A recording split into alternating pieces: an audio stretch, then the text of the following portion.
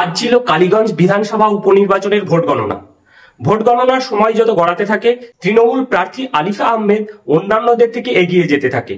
Vote গণনার ফলাফল তখনও সম্পূর্ণ আসেনি, তবু তৃণমূল কংগ্রেস বিজয় মিছিল বের করে।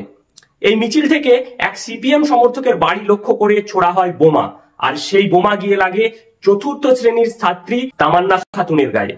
রক্তাক্ত অবস্থায় তাকে নিয়ে যাওয়া হয় কালীগঞ্জ প্রাথমিক স্বাস্থ্য কেন্দ্রে, কিন্তু চিকিৎসকরা জানান সে আর নেই। তার মৃত্যুতে গোটা এলাকা শোকস্তব্ধ, আতঙ্কে ক্ষোভে ফুঁসছে।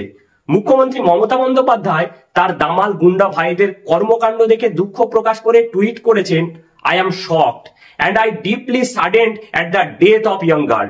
আচ্ছা, আপনাকে কতগুলো প্রশ্ন করি। এই যে আপনার পোষা গুন্ডারা একের পর এক খুন ধর্ষণ করে যায় আর আপনি বারবার মর্মাহত হন, কিন্তু দোষীদের শাস্তি হয় না কেন? বগটুই গণহত্যাতে কি কারোর শাস্তি হয়েছে? আনিস খান হত্যার বিচার হলো কোথায়? 2021 সালে পোস্ট পোল ভায়োলেন্সে প্রায় 150 জন মানুষ খুন করে তৃণমূল নেতাকর্মীরা। কয়েক হাজার বাড়িঘর ভেঙে জ্বালিয়ে দেওয়া হয়। আপনি দুঃখ প্রকাশ করেছিলেন, কেউ কি গ্রেফতার হয়েছে? সাব ইন্সপেক্টর অমিতাভ চক্রবর্তীকে আপনার ভাইরা খুন করেছিল, কেউ কি শাস্তি পেয়েছে? অভয় আর খুনিদের বাঁচাতে আপনার এত দরদ উতলে ওঠে কেন?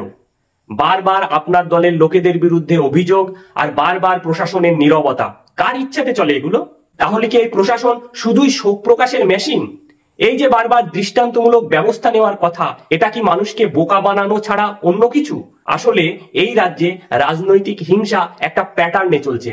নির্বাচন মানেই সন্ত্রাস, জয় মানেই প্রতিহিংসার উৎসব, আর বলি হয় সাধারণ মানুষ, অনেক সময় শিশুরাও, এবং অধিকাংশ ক্ষেত্রে বলি হয় মুসলিম পরিবার থেকে আসা গরিব মানুষেরাই। এবং যারা এই ঘটনায় জড়িত থাকে তারা অধিকাংশ ক্ষেত্রে মুসলিম হন।